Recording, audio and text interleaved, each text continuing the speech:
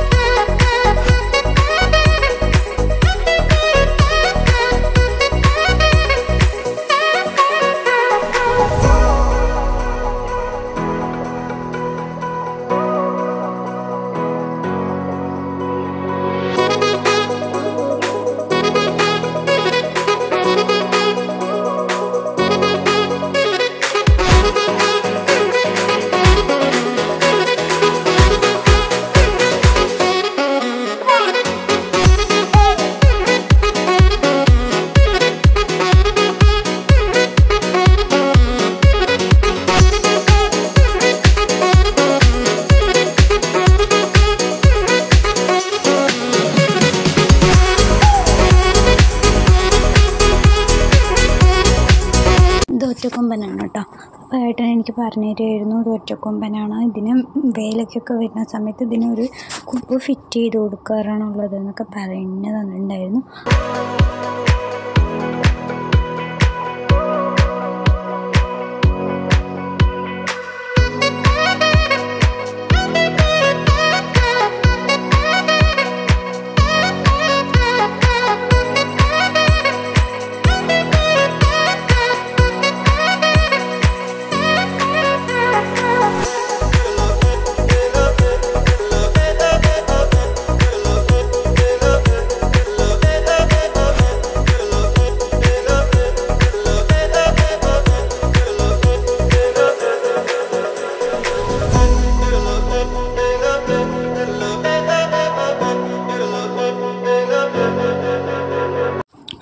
അതിനുശേഷം നമ്മൾ നേരെ ഫ്രണ്ട് തന്നെ എത്തിയിട്ടുണ്ടായിരുന്നു കേട്ടോ. അപ്പോൾ ഏട്ടൻ ഞാനിപ്പം വരാമെന്നും പറഞ്ഞിട്ട് അവിടെ പോയിട്ട് എന്തൊക്കെയോ നോക്കുന്നുണ്ടായിരുന്നു. അപ്പോൾ ഏട്ടൻ എനിക്ക് തോന്നുന്നത് അവിടുത്തെ ഓട് വീടായതുകൊണ്ട് മരത്തിൻ്റെ കട്ട്ള അങ്ങനെയുള്ള കാര്യങ്ങൾ നോക്കിയതാണെന്ന് തോന്നുന്നുണ്ടായിരുന്നു.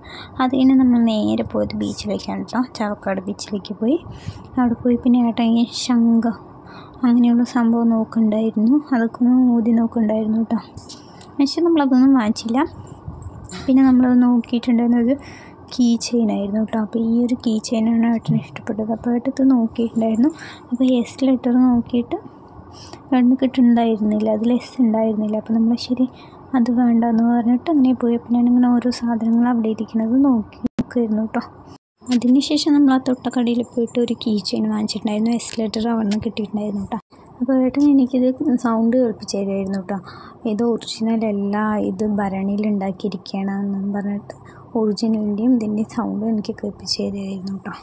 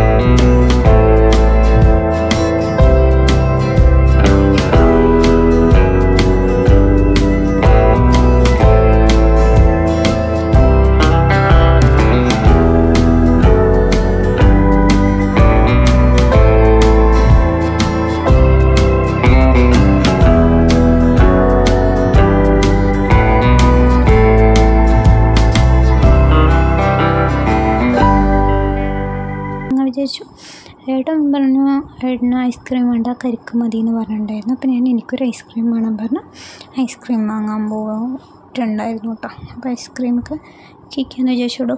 അപ്പോൾ നിറയെ കപ്പിൾസ് ഉണ്ടായിരുന്നു കേട്ടോ. അവിടെയൊക്കെ കുറേ കപ്പിൾസ് ഇങ്ങനെ ഇരിക്കുന്നുണ്ടായിരുന്നു. പിന്നെ ചെയ്യുന്ന പറഞ്ഞാൽ ഞാനിങ്ങനെ ഒന്ന് ഫ്രണ്ടൊക്കെ ഒന്ന് വെറുതെ എടുത്തിട്ടുണ്ടായിരുന്നു. അപ്പോൾ എൻ്റെ കയ്യിൽ നല്ലോണം മണലായിട്ടുണ്ടായിരുന്നു കേട്ടോ. അപ്പോൾ അതൊക്കെ തട്ടിയിട്ട് ഷൂ ഇട്ടുകൊണ്ടിരിക്കുകയാണ് കേട്ടോ. പിന്നെ നമ്മൾ നേരെ പോയിരുന്നത് ഒരു കരിക്ക് കുടിക്കാനായിരുന്നു കേട്ടോ. ഒരു കരിക്ക് വേണം നേട്ടം പറഞ്ഞിട്ടുണ്ടായിരുന്നു. അപ്പോൾ നമ്മൾ കരിക്ക് കുടിക്കാൻ പോയിട്ടുണ്ടായിരുന്നു. അപ്പോൾ അവിടെ നിർത്തിയിട്ടുണ്ടായിരുന്നു. അപ്പോൾ അവിടെ കുറേ സാധനങ്ങളുണ്ട്, ചക്കയൊക്കെ വെച്ചിട്ടുണ്ടായിരുന്നു അവിടെ. അപ്പോൾ നമ്മൾ കരിക്ക് കുടിക്കാമെന്ന് ചോദിച്ചപ്പോൾ ഏത് കരിക്കാണെന്ന് വേണമെന്നൊക്കെ പറഞ്ഞു. ഞാനപ്പോൾ ഒരു യെല്ലോ കളർ കരിക്കാണ് പറഞ്ഞത്. എനിക്ക് കറക്റ്റ് അതിൻ്റെ പേര് ഓർമ്മയില്ല കേട്ടോ. അപ്പോൾ അതായിരുന്നു പറഞ്ഞിട്ടുണ്ടായിരുന്നത്. പിന്നെ ഇപ്പോൾ അവർ ചോദിച്ചു ഏതാ വേണ്ടതെന്ന് ചോദിച്ചു. അവർക്ക് തന്നെ പിന്നെ ഡൗട്ടായിട്ട് അപ്പോൾ ഏട്ടൻ എൻ്റെ അടുത്ത് ഏതാ വേണ്ടതെന്ന് ചോദിക്കുക. അപ്പോൾ അവർക്ക് തന്നെ ഡൗട്ടായി. പിന്നെ ഞാൻ പറഞ്ഞു ഇല്ല തന്നെ മതി എന്നും പറഞ്ഞു. പിന്നെ അവരതെടുത്ത് ചെത്താൻ തുടങ്ങുമായിരുന്നു കേട്ടോ. അപ്പോൾ ഞാനത് വീഡിയോ എടുത്തു. കാരണം നമ്മളൊക്കെ വീട്ടിൽ ചെത്തുന്ന സമയത്ത് നമുക്ക് കറക്റ്റായിട്ട് ഇങ്ങനെ ഈസിയായി കിട്ടാറില്ല. നമ്മളൊക്കെ നന്നായി ബുദ്ധിമുട്ടിയിട്ടുണ്ടെങ്കിൽ ചെത്താറ്. അവർ സിമ്പിളായിട്ടായിരുന്നു കേട്ടോ ചെയ്തിരുന്നത്. നല്ല വൃത്തിക്ക് കറക്റ്റായിട്ടാണ് അവർ നമുക്ക് ചെയ്തത്. അവർക്ക് നല്ല എക്സ്പീരിയൻസ് ഉള്ളതുകൊണ്ട് അങ്ങനെ പെട്ടെന്ന് കിട്ടുമെന്ന് തോന്നുന്നു. അപ്പം അങ്ങനെ അപ്പം കുറേ പേര് ഇങ്ങനെ കരിക്ക് കുടിക്കാനവിടെയൊക്കെ നിർത്തുന്നുണ്ടായിരുന്നു കേട്ടോ. കാരണം നല്ല വെയിലായതുകൊണ്ട് എല്ലാവരും കൂടുതലും കരിക്കായിരിക്കും കൂടി. അതുകൊണ്ട് തന്നെ ഏട്ടനും കരിക്ക് മതി എന്ന് പറഞ്ഞത്. പിന്നെ ഏട്ടൻ അങ്ങനെ ഫോൺ ചെയ്യാൻ വേണ്ടി ഇങ്ങനെ പോയിട്ടുണ്ടായിരുന്നു. അപ്പോൾ ഞാൻ പിന്നെ വിളിച്ച് കരിക്ക് കൊടുത്തിട്ട് ഞാൻ കുറച്ച് കുടിച്ച ശേഷം ഏട്ടനും കൊടുത്തു. അതിന് ശേഷം ഞാൻ മതി എന്ന് പറഞ്ഞു. പിന്നെ നോക്കുമ്പോൾ ലാസ്റ്റ് ഏട്ടൻ മൊത്തം കുടിച്ച് കഴിഞ്ഞു. പിന്നെ അത് കഴിഞ്ഞ് ഞാൻ അവർ ഇളനീര് തന്ന സമയത്ത് ഞാനത് കഴിക്കുകയായിരുന്നു കേട്ടോ. അപ്പോൾ ഏട്ടനും കുറച്ച് വാലിട്ട് കൊടുത്തു.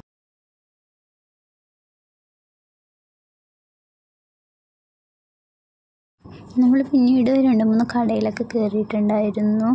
ഡ്രൈ ഫ്രൂട്ട്സ് വാങ്ങാനായാലും പിന്നെ അച്ഛന് ടാബ്ലറ്റ്സ് വാങ്ങാനായാലും അങ്ങനെ നമ്മൾ 2-3 കടയിലൊക്കെ കയറിയതൊന്നും വീഡിയോ എടുക്കാൻ പറ്റിയില്ല.